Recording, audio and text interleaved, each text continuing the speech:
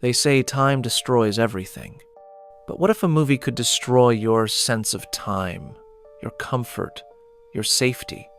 This is Irreversible, 2002, a film so raw, so traumatic, so real.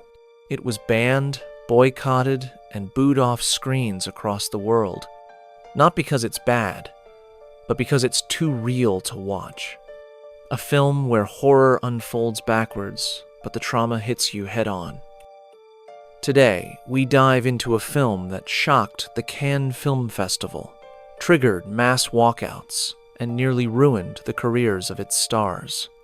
Let's talk about Irreversible, the movie you'll never forget if you dare to watch it. Directed by Gaspar Noé, the French-Argentine provocateur known for pushing boundaries far past what's comfortable. But Irreversible was his ultimate weapon, a story told in reverse, where the consequence comes before the crime and the horror hits before you understand it. Starring Monica Bellucci as Alex, the heart of the film and the victim of its most haunting moment. Vincent Cassel, her real-life partner at the time, playing Marcus desperate, broken, violent. And Albert Dupontel as Pierre, the quiet observer, pulled into unspeakable chaos. These were not just performances, they were sacrifices. The emotional toll on the actors is still visible today when they talk about it. Gaspar Noé used unbroken takes, rotating cameras, and real city locations to trap viewers in a nightmare that never blinks. Alex and Marcus, a young couple, wake up together and discuss their relationship, as well as an upcoming party, while in the nude.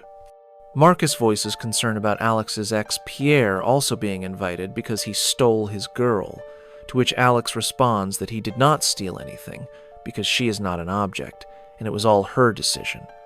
Alex reveals she had a dream of herself standing in a red tunnel that breaks in two.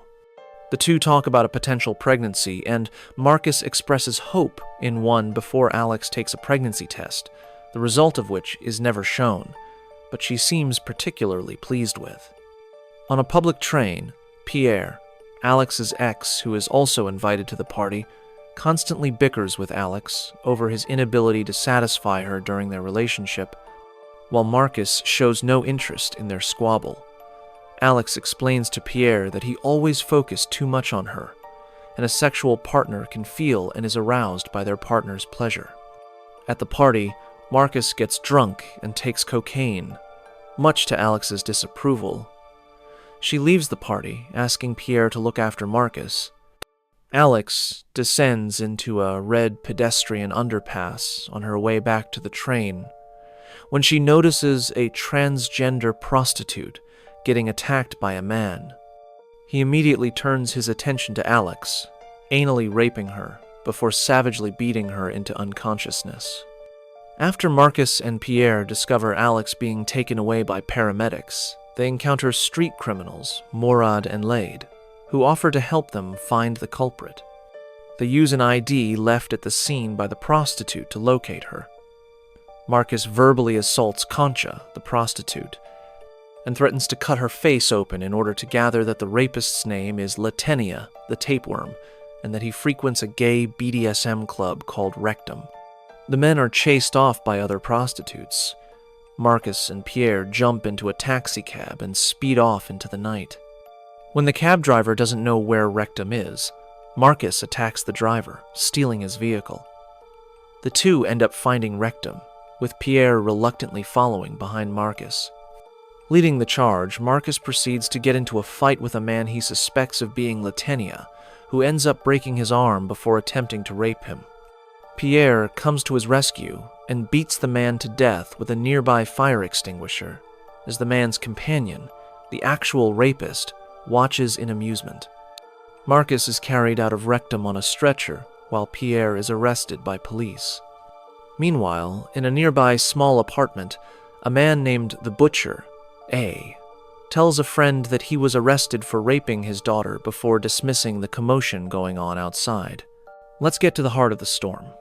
The film's most infamous moment is a 9-minute unbroken assault scene. No cuts, no score, no relief. Just a brutal, static camera and a horror that plays out in real time, leaving audiences frozen, some even fleeing the theater. This scene alone led to censorship in Australia, New Zealand, Norway, and Italy, a full ban in Malaysia and parts of Asia, heavy editing in the US and UK to even receive limited release. Critics called it one of the hardest things to watch in cinema history. But it wasn't just the scene. It was the idea behind it. Gaspar Noé wasn't exploiting violence. He was forcing viewers to confront it without the safety net of fiction. The camera never saves you. It doesn't turn away. That's why this film wasn't just banned. It was feared. Despite its bans and backlash, Irreversible became a cult milestone in extreme cinema. It won awards at Stockholm, Chicago, and Tokyo film festivals, and later gained praise from auteurs like Lars von Trier and Darren Aronofsky. Monica Bellucci, despite the emotional toll, defended the film. She said, "It's not a movie about violence. It's a movie against violence." The film's unique structure told backward in time, starting from revenge and ending with innocence forces the audience to grieve in reverse. By the time we see Alex peacefully lying in the grass, the damage is done. You want to save her, but you can't. Because in real life there's no rewind button. Gaspar Noé would go on to direct more experimental works, Enter the Void, Climax. But Irreversible remains his most notorious. It sparked essays, college film discussions, and ongoing debate. Is it art? Or is it trauma dressed as cinema? Irreversible isn't for everyone. In fact, it might not be for anyone. But it changed the way people view time, trauma, and storytelling in film. It showed us that cinema doesn't have to be comfortable sometimes. It's meant to haunt you. If you've seen it, you're part of a rare group. If you haven't, maybe that's for the best. But one thing's for sure. This is one of the few movies where the question isn't, did you like it? But rather, did you survive it?